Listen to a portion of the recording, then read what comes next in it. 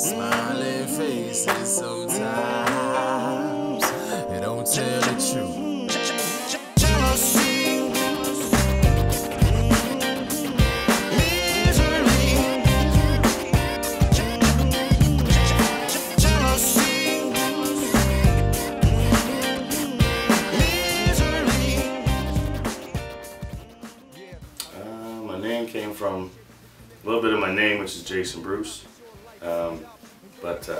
You know, I'm sure my parents wouldn't have been proud, but I was 14, I drank a 2-4 of the Bat Max from Ice.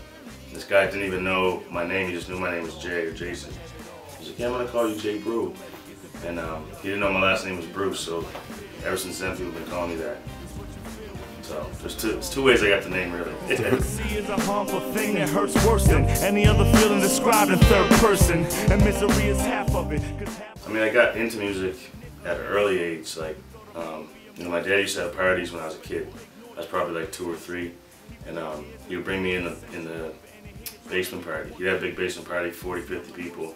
Wake me up 3 in the morning. I'm like 3, 4 years old, and I could do like a mean James Brown or Michael Jackson. So he'd be like, "Yo, Jason, come downstairs."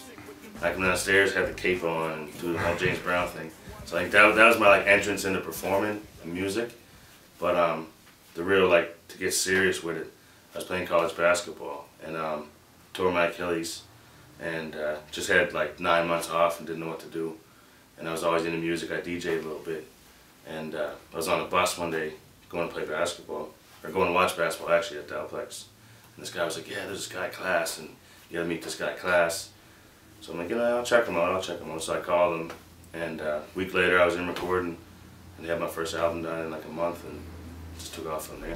Cause I'm a combination of dope flows, we both know I miss the conversation. Away with words, slaying verbs, that's my occupation. Travel across the nation. You know, growing up in Halifax kind of molded my sound in that I think, you know, we're unique down the East Coast because we all have our own style, our own sound.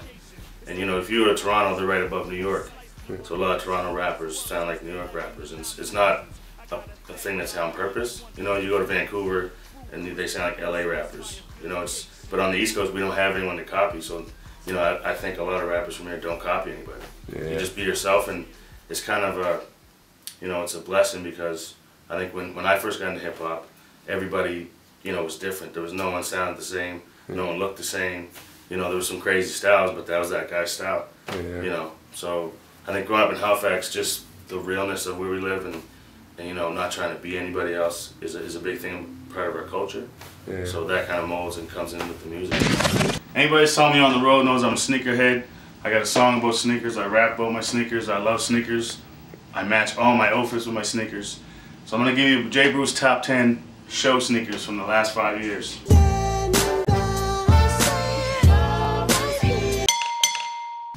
These are my LA trainers. My blues, you see me wearing a blue shirt, a blue hat, a Milwaukee Brewers hat. That's usually the outfit I wear with those. Classic old school shoe. Got my all black Air Force Ones.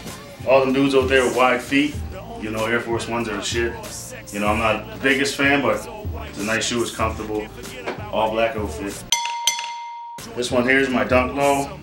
You know, with the nice patent leather. Never gets dirty. You spill the shit on there, you just wipe it right off. I rock this with a red jersey usually, Stanford jersey. These are my Reebok ERSs. A lot of compliments on these. They're probably about 7 years old now. A little bit dirty, can't get that off, but they look real nice on stage. These are my Vandalos. Black, low cut, strap. Little story behind these. This guy in Toronto one time jumped on stage a couple times during one of Class's songs. Pushed him off a few times, and I looked at Class, the next time I'm gonna kick him. So I jumped up one more time, I kicked him in his back, fell off the stage. I don't even know if he got hurt, but it's a famous story. Air Force One Premiums, same thing. Older shoe, kind of dirty, can't get it clean. So you know, I don't rock it at the big shows, but you see me rocking these a lot with an all black outfit, kind of like this right here. My Nike Air Assaults, you know, this Nice blue right there, the brown, the orange. I rock that with a Syracuse jersey, sometimes with a brown shirt. Like I said, you always gotta match. Got my Ronald McDonald Dunks, Nike Dunks. You know, got the brick look in the back. Call them my Ronald McDonald's because I wear size 13. Looks kind of funny on stage, but I do what I gotta do. These are my boots. Nike Air Bossy. Bought a $200 boot, $210 boot. You know, classic, limited edition. My Steelers colors. And last but not least, I rapped my sneaker song about not really rocking Adidas, but I got these sneakers for free. They're Court Raiders, Adidas Court Raiders. They're comfortable as shit. You know, they're a nice stage shoe. Rock the tongue out with the jeans inside. You know, so I say I don't rock Adidas, but if you give me free Adidas, I'll rock the shit. I think it'd be hard to describe my style because, you know, you have your lyrical rappers that are, you know, every 5 words they're saying, you're like, wow, you want to rewind what they're saying, you know. Then you have the guys that, you know, have crazy beats, but they're not the best rapper. Then you have the guy that's the party guy. Like, I think I've had so many hats over the years, that's hard to pin down really what I am. But just, I think realness, reality, you know, years ago they called gangster rap reality rap, but now it's kind of taken back from there. I think, if anything, I would say reality, just because everything I say on my CD I've done, or, you know, I've went through, or I had, you know, if I have a story, it's a story that I heard personally. You know, I had a song, Christina, about a runaway girl, and I was sitting in Tim Hortons, I heard the mom, you know, on the phone with her daughter, and her daughter ran away, so I went home and wrote that song. Like, there's never really nothing that, I don't just make stuff up.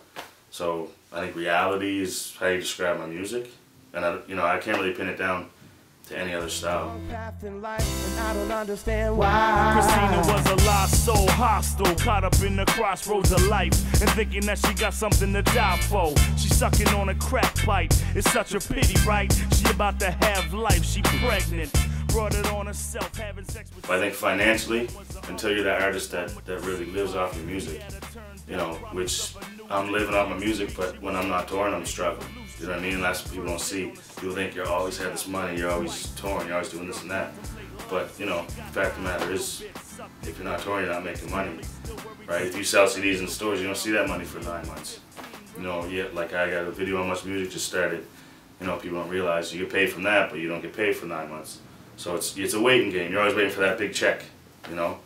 So, you know, I think the hardest part of being a musician or a struggling musician would be probably when you're not touring. Working at the mall, people think I made it, but they don't realize that I work 2 jobs to pay the bills and get by. I love this rap money, at least when it's here. I get a big check once, maybe twice a year. Think it's quite clear, see way up north, up in Canada, yo, it's par for the course. For rappers to be broke, now I don't. Basically, my single, Moving On Up, you know, the meaning of it is exactly the title, Moving On Up. It kind of represents my life as a whole to my album, the Jason LP. Just to say, you know, the first line, I say, you know, I worked hard to get here, been around the world, touring for 9 years, you know, and a lot of people don't think of you as a real person when you're an entertainer.